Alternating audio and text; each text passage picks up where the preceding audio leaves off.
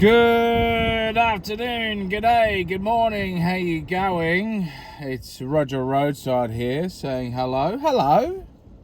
Listen, before I get into the video today, you might see a Starbucks opposite me. Just been in there for a swift drink, a Swifty. How much do you reckon it is for a Americano? Which is basically, I mean, let's be honest, Americano is basically just black coffee, a dash of milk. White Americano I got, because I'm racist. How much do you reckon? Wrong. £4.20. £4 flipping 20. I remember I used to get lunch for about a fiver. Jiminy crickets, £4.20. That's I basically just had a cup of lunch, essentially. Jeez Louise, what is going on? Need to start taking out loans just to get a bloody cup of tea.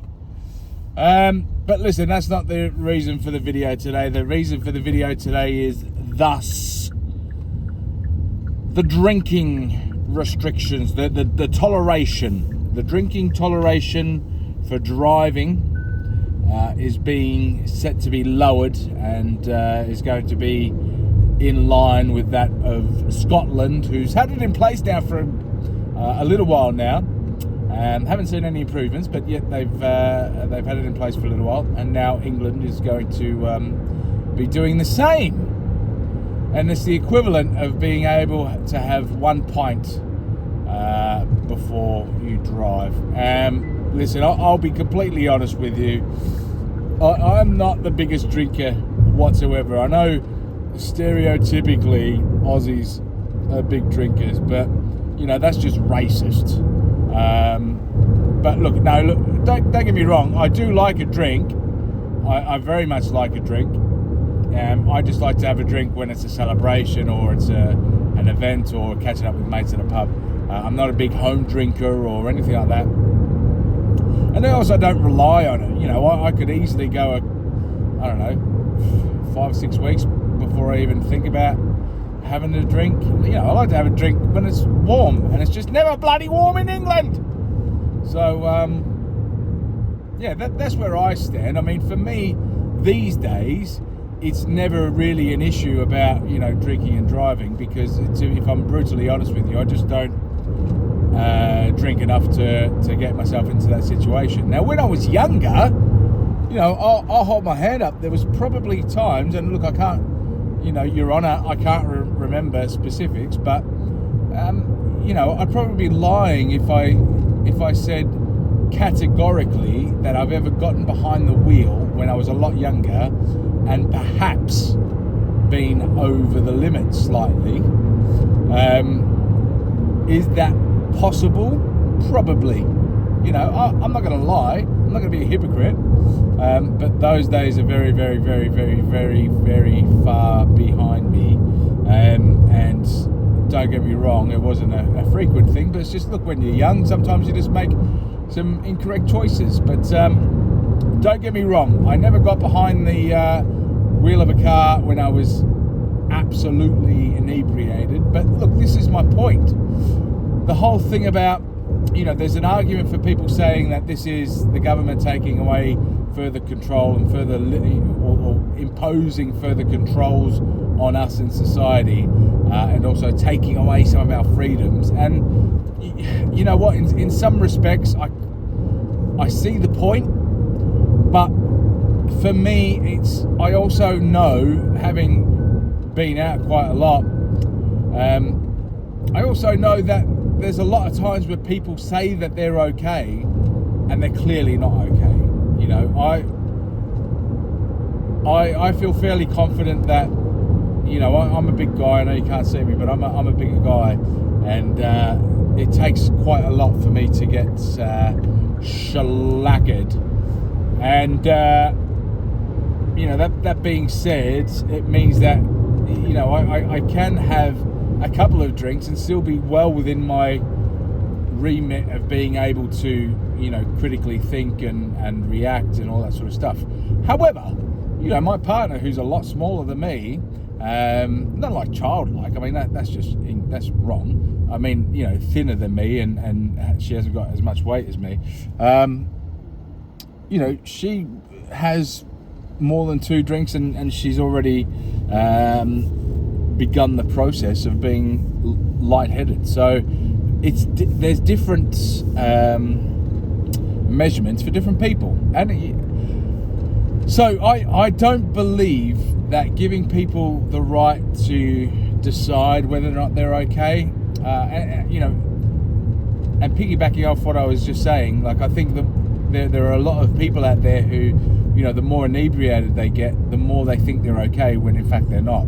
So I think giving people the freedom to be able to make that decision, I feel quite confident that I would be able to decide if I was too inebriated to drive, but I just don't think everyone would be able to do that. And look, that might sound hypocritical, I know, but I'm just going off what I've seen. I've seen people who have tried to convince me that they're okay, and their legs look like they're made of jelly. So it's just based off what I've experienced before in the past. Anyway, moving forward. So in that aspect, I'm a bit 50-50, because the last thing I want is governments and political parties to be taking away our rights and freedoms. But then in the other sense of the matter, I kind of feel like in this situation, it shouldn't necessarily be up to us. But then I guess the point that needs to be made is this reduction going to really help? Because at the end of the day, if I don't know what the current limit is off the top of my head. I think I heard on the radio that this is a reduction of about 25%. I believe 25%. I could be wrong. Feel free to correct me in the comments. But whether it's a case that you could have maybe a couple of pints or maybe 3 pints now and still get in the car and drive, as opposed to what they're saying, have 1 pint and get in the car. Look, at the end of the day, who's really going down to the pub and going, I'm going down to the pub, I've got my best undies on, I've got me Lynx Africa on, I'm going to go down, I'm going to drive down, I'm going to have me 1 pint, I'm going to pull a chick, and then I'm going to come back home. The chances of that are pretty few and far between. So my thinking is, at the end of the day, is this really going to stop people making those bad choices and making those wrong decisions?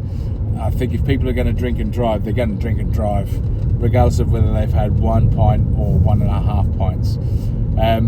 So therefore, for me, whilst the speed limit being the alcohol limit being reduced doesn't particularly affect me too much. Do you know what? Back in Oz, and this is when I left about 14 years ago, but back in Oz, you could not drive for more than half an hour without seeing some sort of police presence or having some sort of booze bus, especially if it was coming towards the end of the week, or especially if it was that sort of golden time of a night. If this was what's the time now? The time is 2:45 at the moment. Now, if this was Oz, and this was 6 o'clock of an evening, there, from where I just drove from, there probably would have been a booze bus.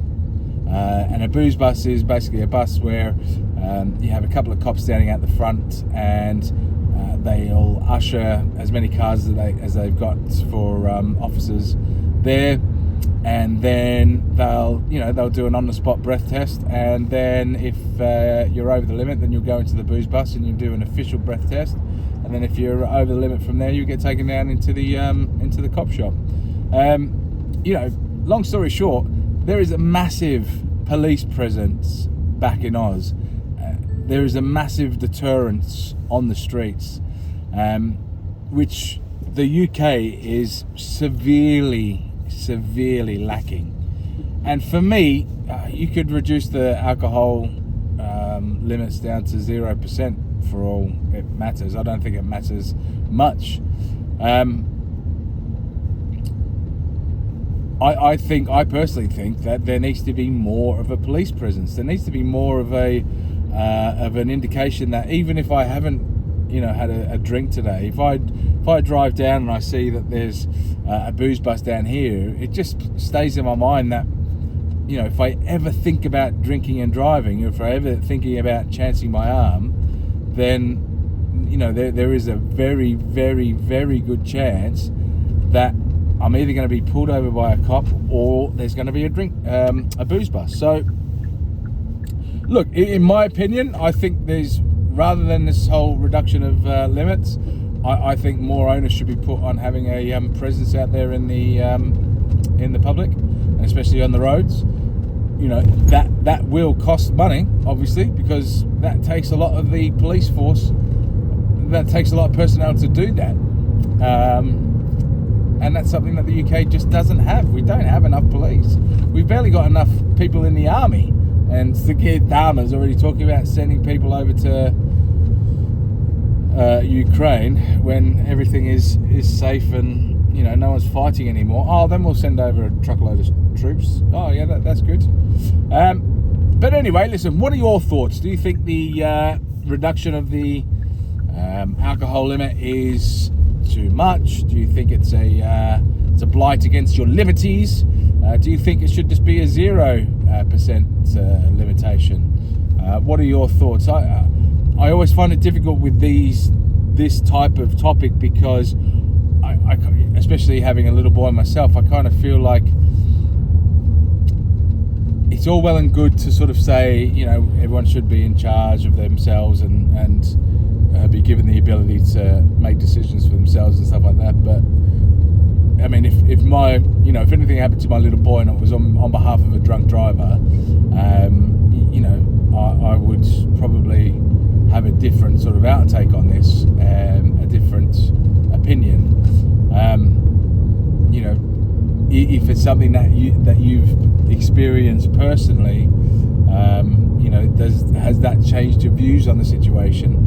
Let me know down in the comments. I'd love to hear from you. Obviously, if you can like the video, that'd be great, and if you can subscribe, that would be even greater. I'm trying to get to 50 by the 2nd of February, which is my birthday. On the 2nd of February, I'll probably have a couple of frothies.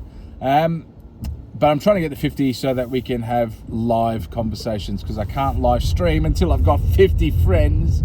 So if you can do that, that would be wonderful. And hopefully all is well in your world. And again, I'd love to hear your thoughts on this situation.